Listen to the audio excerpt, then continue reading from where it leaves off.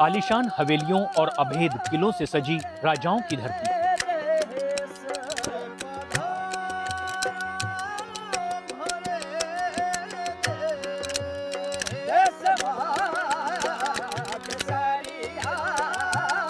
जो सदियों से भारत की रक्षा करती आई है।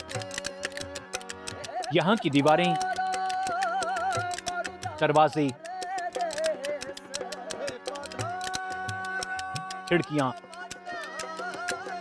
रेगिस्तान और उसके रेत के टीले उस दौर के शौर्य और गर्व, संस्कृति और खूबसूरती, युद्ध और शांति की अनोखी दास्तां बयां करते हैं। टीकाकरण को लेकर नेटवर्क 18 और फेडरल बैंक की जागरूकता मुहिम संजीवनी और शॉर्ट ऑफ लाइफ भारत के सबसे बड़े राज्य राजस्थान पहुंची। जैसलमेर राजस्थान का वो जिला जो अपने मरुस्थल के लिए जाना जाता है, और हम यहाँ ये समझने आए हैं कि कोविड-19 टीकाकरण यहाँ एक बड़ी चुनौती क्यों है। जैसलमेर को आप देखेंगे तो 38,000 स्क्वायर किलोमीटर में फैला हुआ वेस्टर्न राजस्थान का बॉर्डर इलाका है ये, जहाँ पर पॉपुलेशन डेंसिटी 17 पर पर्सन पर स्क्वायर किलोमीटर है।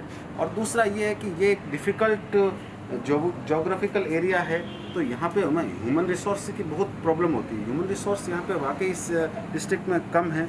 यहाँ पे रेगिस्तान को अगर वो लोग आते हैं एज ए टूरिस्ट पर्पज़ पर, आप यहाँ की अगर इनकी लाइफ देखेंगे ना तो इनकी लाइफ इतना डिफ़िकल्ट है, क्योंकि जैसे आप इस पूनम नगर या चाहे बारेवाला, इधर के लोग आज भी जो इनके पानी तक की समस्याएं हैं, पानी लेने के लिए आज भी ऊँटों पर यहाँ पे इस इलाके में लोग जाते हैं। थार के रेगिस्तान में टीकाकरण का ये काम और भी ज्यादा चुनौतीपूर्ण हो जाता है। और लोग जो है वो यहाँ स्पार्स पॉपुलेशन है, ढाणियों में रहते हैं। इट मीन्स एक यहाँ है तो 1 किलोमीटर एक ढाणी है, तो यहाँ के लिए मेडिकल कैंप्स और मेडिकल सुविधाएं मुहैया कराना यहाँ के लिए सबसे बड़ा चैलेंज है, क्योंकि यहाँ 2 घरों के बीच में काफ़ी डिस्टेंस है, और दूसरा यहाँ से आपकी पीएससी और सीएससी से उस जगह का भी काफ़ी डिफरेंस है। तो सबसे बड़ा इम्पोर्टेंट है यहाँ जो डिस्टेंस है वो हमारा सबसे बड़ा चैलेंज है।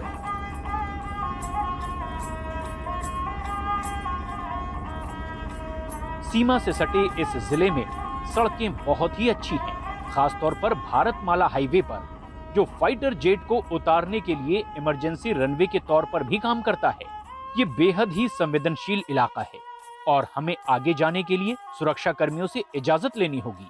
स्वास्थ्य कर्मियों ने हमें पहले ही चेतावनी दी थी कि रेगिस्तान में सफर करना खतरनाक साबित हो सकता है। कितना दूर है? और 50 किलोमीटर है। अच्छा। और अपने को बागे ना तो नेटवर्क आएगा और ना रोड पे कोई मिलेगा, कोई व्हीकल कोई साधन नहीं मिलेगा। तो आपको बिल्कुल हमारे साथ रहना है, पीने का पानी गाड़ी में रखना है और अलग नहीं होना है, क्योंकि ना तो नेटवर्क आएगा, ना कोई इंसान मिलेगा रोड पे, ना कोई व्हीकल, कोई असिस्टेंट मिलेगा अपने को। ठीक है, चलिए ठीक है।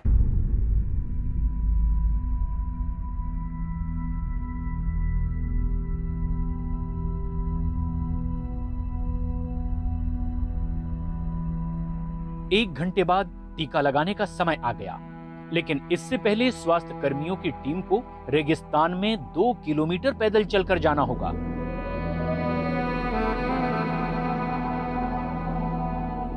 ये बस्ती मुस्लिम बंजारों की है, जो गरीब होने के साथ साथ अशिक्षित होते हैं। ये जहां रहते हैं उसे स्थानीय भाषा में ढाणी कहा जाता है। रेत के टीले पर बसा छोटा सा गांव, जहां सिर्फ 2 से 3 परिवार रहते हैं। हमें बस इन्हें समझाना पड़ा, और इतने भर से ही 3 महिलाओं को जानलेवा वायरस के खिलाफ सुरक्षा कवच दे दिया गया। बहन जी आ गया, आज टीका लगा जा, डॉक्टर साहब आ गया। टीका लगा लिया? हाँ, टीका लगा ले। टीका लगाया कि नहीं लगाया? हाँ, लगा यार। अच्छा। लेकिन सभी टीका लगवाने के लिए तैयार नहीं हुए, इसलिए नहीं कि उन्हें किसी बात का डर था। हर चीज से भी तो करो, रास्ते से भी तो करो, गाड़ी से भी तो करो, स्कूल से भी तो करो, पानी से भी तो करो। फिर टीका? हाँ, फिर टीका लगवाएंगे। अनपढ़ टीका केड़ा लगा रही? मैं अनपढ़, मेरा बच्चा सब है अनपढ़ बैठा है। एक बार फिर टीकाकरण करने वाली टीम को झुलसा देने वाली गर्मी में 2 किलोमीटर चलकर दूसरे गांव तक जाना था।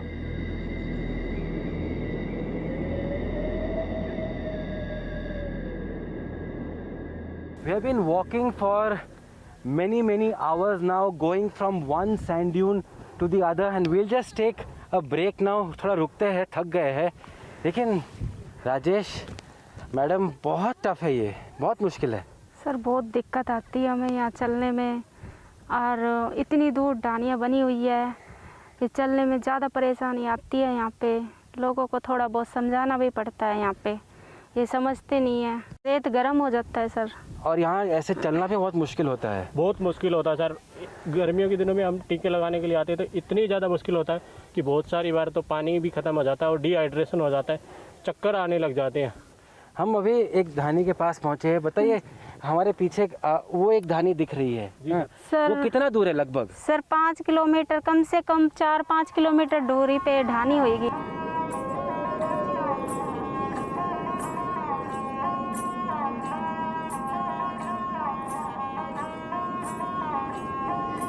जैसलमेर के कुछ दूसरे हिस्सों में पैदल चलकर जाना बेहद मुश्किल होता है. ऐसे में ऊंट ही वहां पहुंचने का एकमात्र विकल्प होता है.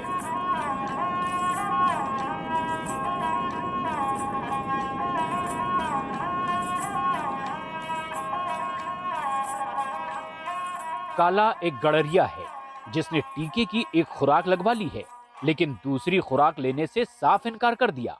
कमज़ोर है ना, मैं थोड़ा कमज़ोर हूँ. मैं 70 साल का हूँ, इसलिए मेरे दिल मानती नहीं है.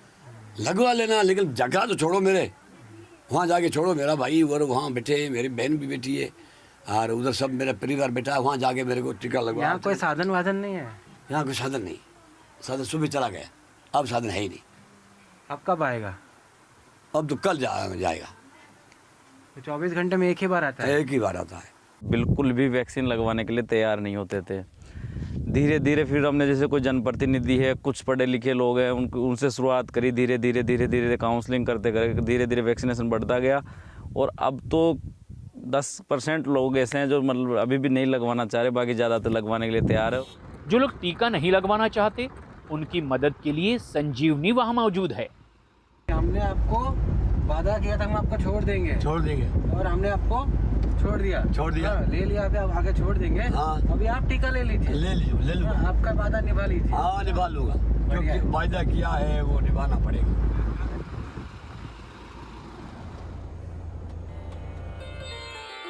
नैनू देवी मृदुभाषी और बेहद ही शर्मीली. 20 साल की नैनू अपनी सास के सामने बेहद ही कम बोलती हैं. डर लगता है कि मर जाएंगे. बहुत आदमी मर गए, खिर गए, नहीं लगाते हैं. ताव बुखार आ जाता है, शरीर दुखने लग जाता है, नहीं लगाते हैं. ऐसे जिंदगी चली जाएगी तो चली जाएगी, ऐसे बोलते. कुछ भी डर नहीं लगा, टीका लगा के आगे हुआ. 6 महीने की गर्भवती महिला ने टीका लगवाने से मना कर दिया, और आखिरकार उन्होंने इसकी वजह हमें बताई. कोविड के बारे में आप तो जानते ही हो कि कोरोना क्या है, जानते तो हो. बीमारी होती थे टीका क्यों लगाओ? डर डर क्यों लगे? नहीं लगाया, मन डर नहीं लगे. किस चीज का डर लगता है आपको? बुखार आने का. बुखार ऐसे ही आ जाता, आप क्या करोगे? आप है ना गर्भवती हो तो आपके पेट में 2 जान है, एक बच्चे की और एक अपनी. तो आपको तो जरूर टीका लगाना है, क्योंकि आपको संतुलित भोजन के साथ साथ, टीकों के साथ साथ आपको कोविड का भी टीका जरूर लगाना है. राजस्थान के रेगिस्तान वाले इस जिले में एक ग्रामीण विकास विज्ञान समिति नाम का एनजीओ टीकाकरण को लेकर जागरूकता फैलाने का काम कर रहा है.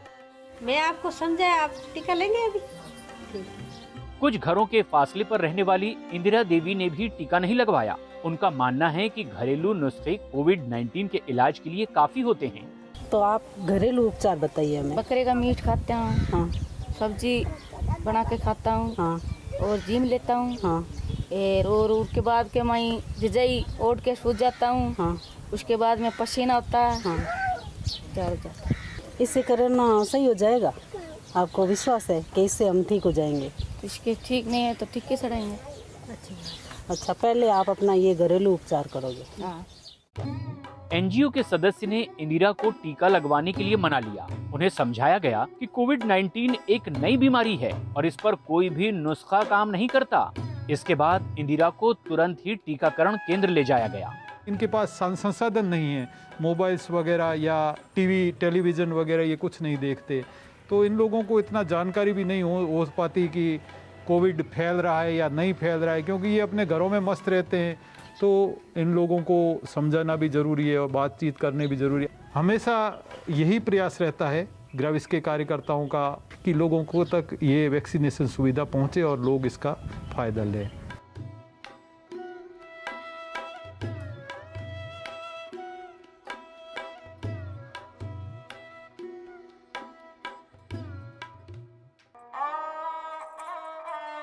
और फिर आते हैं वो लोग जिन्होंने कोविड-19 के खिलाफ टीकाकरण अभियान का फायदा नहीं लिया।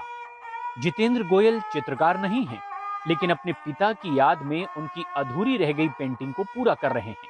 65 वर्षीय लक्ष्मण गोयल एक जाने माने चित्रकार थे और जैसलमेर के राजघराने के लिए काम करते थे। महामारी के दौरान उनके बेटे ने इस बात का ख्याल रखा कि वो घर के बाहर न निकलें, लेकिन मई के महीने में दूसरी लहर के दौरान पुणे में एक रिश्तेदार का घर पर आना उन्हें और उनकी बेटी को कोरोना संक्रमित कर गया। महज कुछ ही दिनों के भीतर गोयल परिवार में सन्नाटा पसर गया। उस समय ये बात चल रही थी कि वैक्सीन के बाद फीवर आता है, ये होता है। तो मेरे फादर ने बोला मैं इतना घर से निकलता नहीं हूँ, मेरे को वैक्सीन की ज़रूरत है नहीं। मैंने उनको बहुत बार कन्विंस करने की कोशिश की कि प्लीज़ आप लगवा दीजिए वैक्सीन, पर वो नहीं माने, वैक्सीन लगवाई नहीं उन्होंने।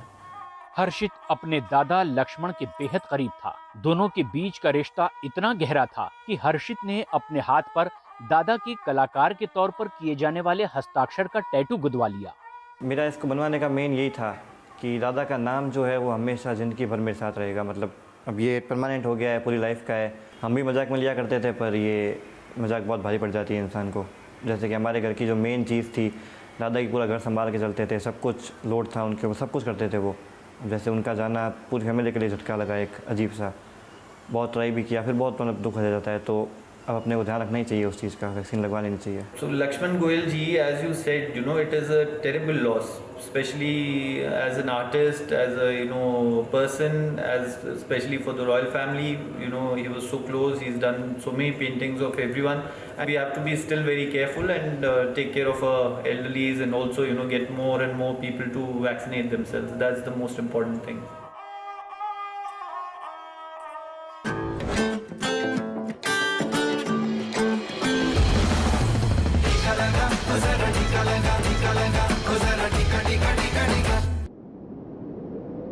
थार रेगिस्तान जो दुनिया की कुछ सबसे दुर्लभ जगहों में से एक है। यहाँ की झुलसा देने वाली गर्मी, थका देने वाले ऊंचे नीचे टीले, लेकिन 32 वर्षीय रेनू इनके आगे भी नहीं रुकती। रेनू एक ANM है जो राजस्थान के फ्रंटलाइन स्वास्थ्य कर्मियों में से एक है। इनका काम लोगों का टीकाकरण करना है।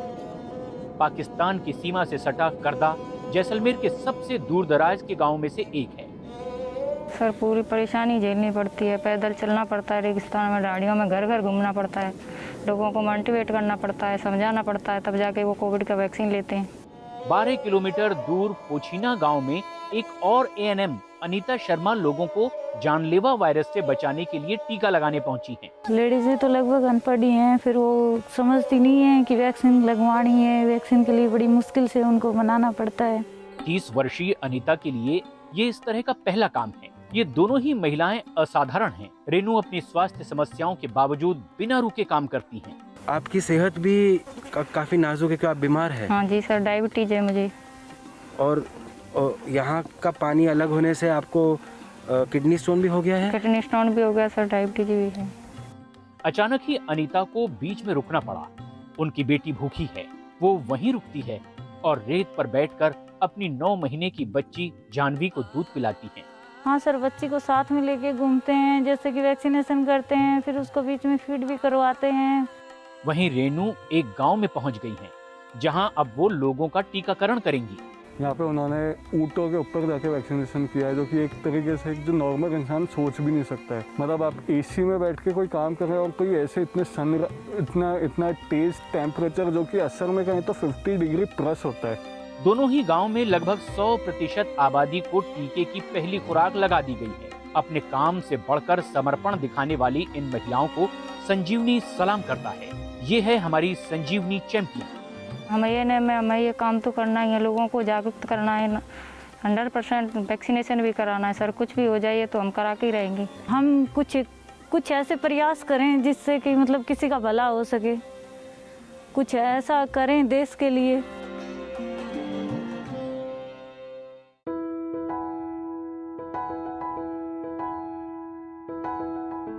जोधपुर शहर में कालूराम भाटी काम करने पहुंच गए हैं। इनकी जिम्मेदारी कोविड टीकाकरण के सत्रों को सुपरवाइज करना है।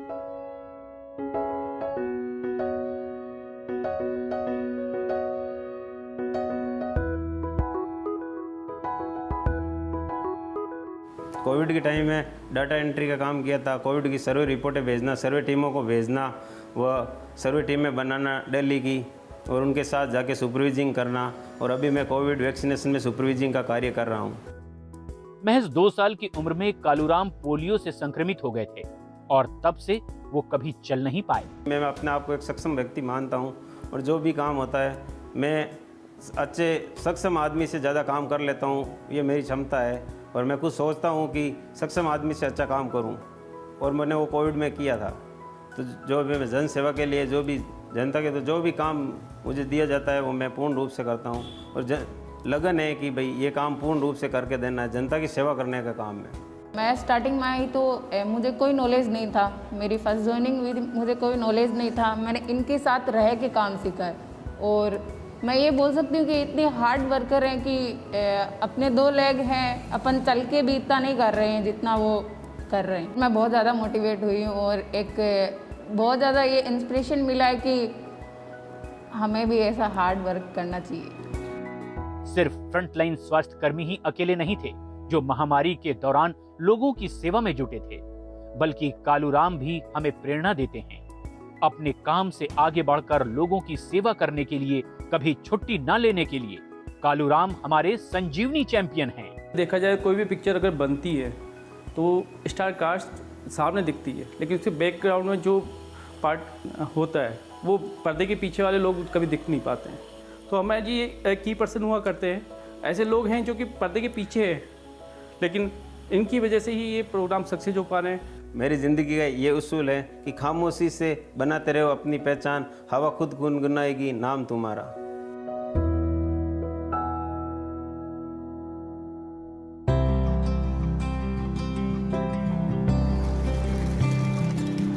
राजस्थान पर्यटकों के आकर्षण का केंद्र रहता है। राज्य की अर्थव्यवस्था का कुल 15% पर्यटन क्षेत्र से आता है। जैसलमेर और जोधपुर दोनों ही जिले पर्यटकों पर बहुत ज्यादा निर्भर रहते हैं। इसीलिए हमने जमीनी हकीकत को जाना कि क्या टीकाकरण के बढ़ते आंकड़ों के बीच पर्यटक भी लौट रहे हैं। फर्स्ट थिंग था कि वैक्सीनेशन हम लोग का टोटल कंप्लीट हो गया था, केसेस कम आ रहे थे और राजस्थान में केसेस नहीं थे, तो इसलिए फाइनली पहले हमारा साउथ जाने का प्लान था, बट कोविड सिचुएशन देखते हुए हमने यहाँ का तय किया। We take everybody, we take the vaccines now, but now I think so very good luck for us. And you speak French also? I speak also French, but petit peu. Comment tu t'appelles? Tu parles français? Ah, tu parles français, mais c'est bon ça. C'est bon. C'est bon ça. Okay. अच्छा, mask कहाँ है आपका? I'm here, sir, here, just here. When I go to somewhere, when I'm driving camel, then I put like that. I see many people without mask, no, but I think within the hotel and all things are taken care of. Weekend के हिसाब से अच्छी quantity में लोग आते हैं। और foreigner? Foreigner अभी तक सर नहीं है, जो जैसे कोई लोकल में जो रह रहा है, जैसे दिल्ली, मुंबई। कितने रूम है, कितने भरे हैं? रूम तो हमारे पास 22 रूम है सर, अभी खाली 2-3 रूम भरे हुए, बाकी पूरा खाली है। रेस्टोरेंट भी है ऊपर, बट ज़्यादातर पर्यटक आते नहीं है। विक्रम सिंह जैसलमेर के राजघराने के सदस्य हैं। नाचना हवेली को कई सालों पहले होटल में तब्दील कर दिया गया था। विक्रम ने अपने पूरे स्टाफ का टीकाकरण करवा दिया है और उन्हें उम्मीद है कि भारत में 5 लाख पर्यटकों के लिए मुफ्त वीजा की घोषणा से दिसंबर 2021 तक पर्यटन क्षेत्र में फिर रौनक आ जाएगी। It's picking up nicely. You know, it's the graph is decent. Although until foreigners come in Jaisalmer, it will always remain weekend business. The amount of people who can come, it's just maybe 15-20% who are coming. So it's not enough right now. Also, if you see all the hotels in town, we have more than 2,000 rooms. So maybe 200 rooms would be occupied tonight. I personally think the only way out is vaccinating everyone.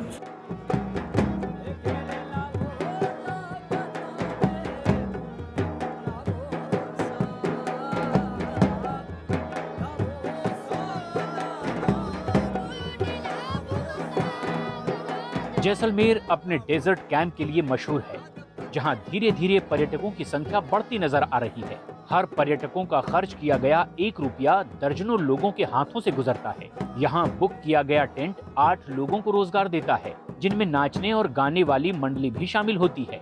और पर्यटन तभी बढ़ेगा जब पर्यटकों को सुरक्षित महसूस होगा। I think it is a very invigorating experience. It is very freeing. I'm coming all the way from US, North Carolina, and I'm here to visit my parents and also visit my family members. And I was here and I'm here at Bordy Camp, and everything that I have witnessed and seen is so comfortable.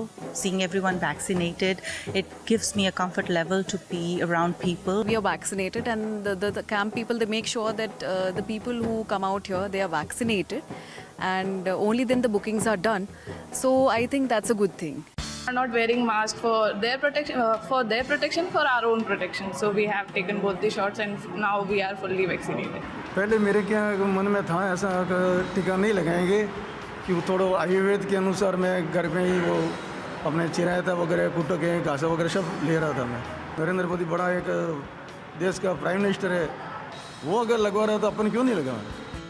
जो लोग स्वास्थ्य समस्याओं की वजह से टीका नहीं लगवा पाए थे, अब वो लोग जिंदगी की खुराक लेने यहाँ पहुँचे हैं। नहीं, मैं डर नहीं रही थी। मेरा बेबी छोटा है और मेरा लीवर का ऑपरेशन हुआ है बेबी के साथ साथ, तो उस वजह से मैं ले नहीं पाई। उस टाइम पे मेरे को इंजेक्शन भी बहुत लगे थे, तो मैं इस वजह से डर रही थी। पे ऑलमोस्ट 95% कवरेज हो चुका है, और कुछ माइग्रेटरी पॉपुलेशन है जो कभी यहाँ रहती है बाहर रहती है, तो उसका 5-10% है, तो वो आने वाले टाइम में भी ऑलमोस्ट 2-3 मंथ्स में हम लोग कंप्लीट कर लें।